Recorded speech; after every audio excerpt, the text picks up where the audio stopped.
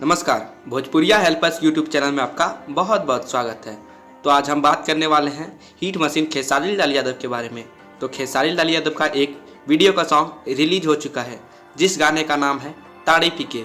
इस गाने को हिट मशीन खेसारी लाल यादव ने गाया है और इस गाने के लिरिक्स को पवन पांडे जी ने दिया है और इस गाने के म्यूज़िक को रोशन सिंह जी ने दिया है। और इस गाने के आर्टिस्ट के बारे में बात करें तो इस गाने में चितबदली सॉन्ग के टीम ने मिलकर काम किया है। अगर आप इस गाने को देखना चाहते हैं तो अंकिता फिल्म के ऑफिशियल यूट्यूब चैनल पर जाके देख सकते हैं, नहीं तो आप हमारे वीडियो के डिस्क्रिप्शन को चेक करें, वहाँ पे भी आपको वीडियो का लिंक मिल जाएगा। इसी तरह के न्यूज़ से अपडेटेड रहने के लिए आप हमारे यूट्यूब चैनल को सब्सक्राइब कर लें, क्योंकि यहाँ हमेशा खेसारी लाल यादव से रिलेटेड वीडियो देखने को मिलेंगे। धन्यवाद। हमारे चैनल में आने के लिए आपका बहुत बहुत शुक्रिया।